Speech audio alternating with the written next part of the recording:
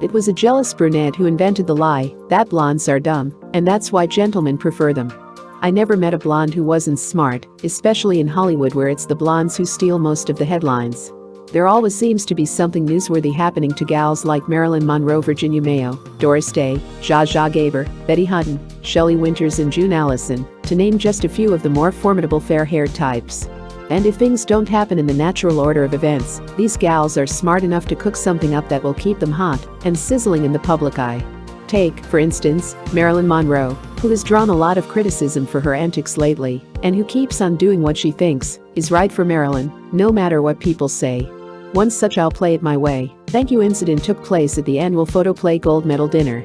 That night Daryl Zanuck tapped his foot impatiently, glared at his wristwatch, and finally, good and irritated, walked to the raised dais in the crystal room of the Beverly Hills Hotel and sat down. Every seat for the jam-packed dinner was now occupied, except one, Marilyn Monroe's, next to Zanuck. She was a full hour and a half late when she finally wriggled in, wearing the tightest of tight gold dresses. While everyone watched, the blonde swayed sinuously down the long room to her place on the dais. She had stopped the show cold. Who could ask for anything more? 2 years ago, if anyone had told Marilyn she'd keep Daryl Zanuck waiting 90 minutes for his dinner while she was sewn into her dress to attend an important party, I don't believe that even the blonde Adam would have believed it. For in her early Hollywood days, she was just one more pretty face that had been left on the cutting room floor. And though a lot of people had her tagged as dumb, she knew enough to learn to use what heaven had seen fit to give her. She actually did read books, and she worked with a drama coach who taught her to act. No one, however, had to teach her to dress, or rather, undress. And despite the cries of, "It was all a publicity plant," nobody had anything to do with that famous calendar story except Marilyn herself either. When her studio bosses first heard of the nude posing, they cautioned Marilyn to keep quiet. Libel laws being what they are, they knew that, so long as Marilyn didn't admit she had posed for the photo, reporters would have thought twice before identifying her as the girl in the birthday suit. "But I had to tell the truth," says Marilyn, half closing her big, beautiful blue eyes. "I just had to." The publicity hasn't hurt her yet. Neither have the much-quoted witticisms that flow from her rosebud lips. Like the time she came face to face with a very bitter, very homely femme reporter who has never stopped taking cracks at Marilyn. Everyone expected the fur to fly. But the star was gracious. "How come?" she was needled. "I thought you'd skin her alive." "It was more cruel," meowed Marilyn, "to leave her skin as it is." Wow. The wisecracks, the cleavage, the never being on time. The studio actually has to employ a maid just to awaken Marilyn in the morning. Didn't just happen accidentally. It's all been carefully planned and expertly executed to make Marilyn what she is today, the most exciting star in Hollywood. If people talk, who cares? Not Marilyn. Not while she's riding so high, at least. There's always some kind of talk making the rounds about somebody, anyway. Right now, it's not only fashionable to criticize Marilyn, but it's definitely the mode to purse up your lips, shake your head in a melancholy manner, and murmur, "Poor Shelley Winters." Stuff and nonsense. This blonde got everything she ever set out for, a career, a husband and a baby. And what's wrong with that? Like the Monroe, Shelley was around for a while before she made a ripple on the Hollywood pond. Then she got wise. She dropped the ingenue pose and let us have it, smack on the typewriter. Shelley isn't pretty, although she has a definite and unique kind of appeal. When she was expecting the baby, she let herself go in appearance as completely as a woman could and still vaguely look like one. But everything Shelley does gets into the papers and keeps the fire burning on the career front. And right now she's planning to give the press plenty to keep it busy, a remodeled Shelley, sleek and glamorous. And when the surprise of a chic Shelley wears off, there'll be something else. She's a smart cookie. She has to be, still to be on top despite all the people who don't like her. However, the real test of Shelley's IQ won't come until after she's resumed her married life with Vittorio Gassman for a while.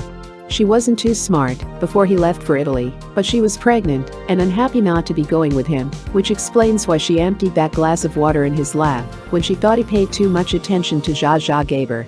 But now it'll be man-to-woman stuff. Don't muff it, Shell.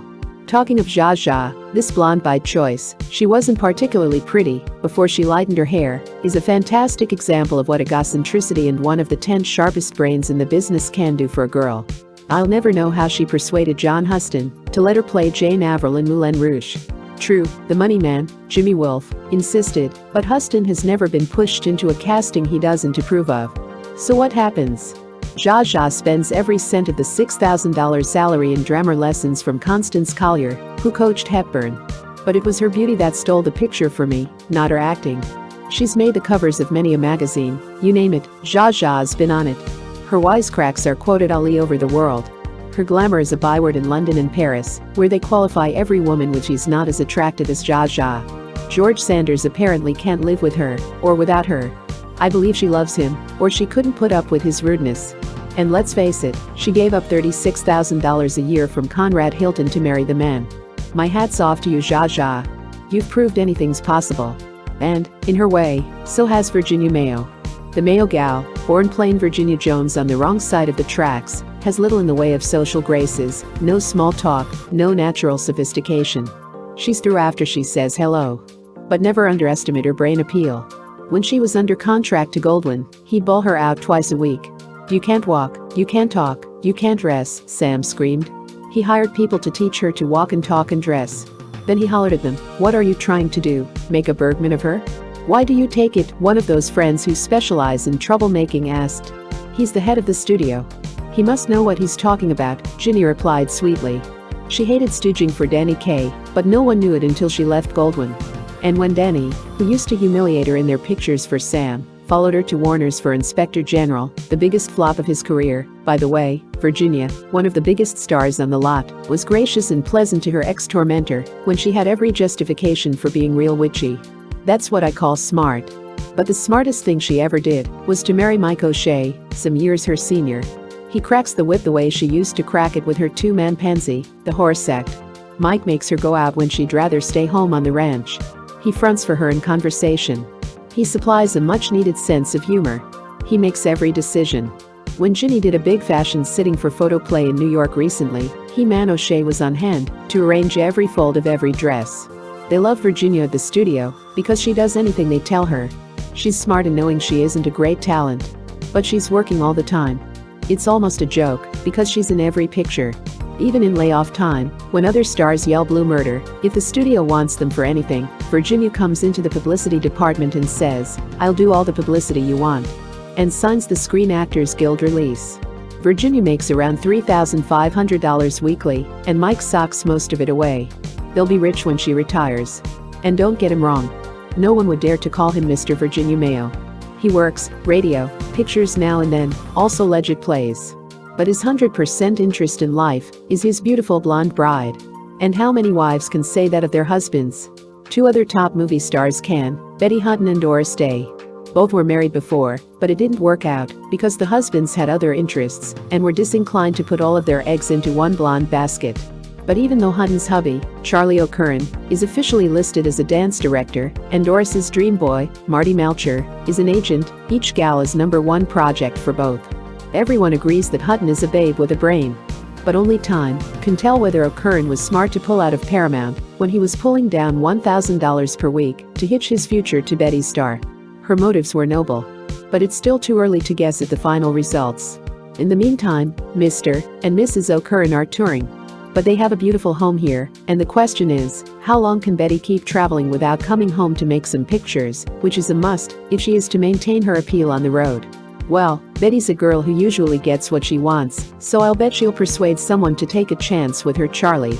Or they'll do a TV series together. Because Betty is a smart blonde, then she knows it's more important to have a happy marriage than to get all the backing for all the pictures in the world, if that means being parted from her husband. The smart redeed showed it could be done, and I do mean Lucille Ball.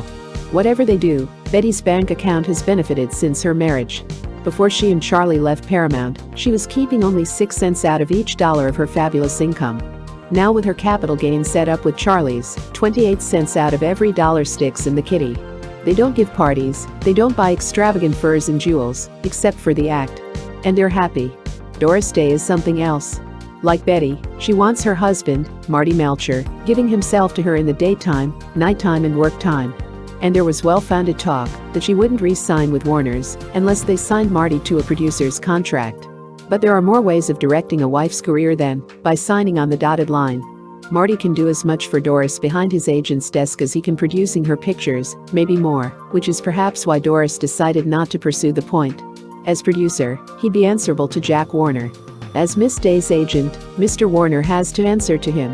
Doris isn't too popular at Warner's, to judge by the tales told you out of school. Neither was Hutton at Paramount. Strong-minded females are seldom popular. But the stories of their temperament usually seem to be hoked-up exaggerations. And there are always plenty of pleasant tales to disprove all those with claws in them. As witness this, from photographer Jaime Fink, he was due to do a layout of Doris and her husband at the studio, and Marty went there especially for it. At the last minute, Jaime couldn't make it. Most stars would say too bad and delightedly let it go at that. But Doris insisted that Marty come in again the next day so that Jaime could take his photos. P.S. Smart girls are always good to photographers.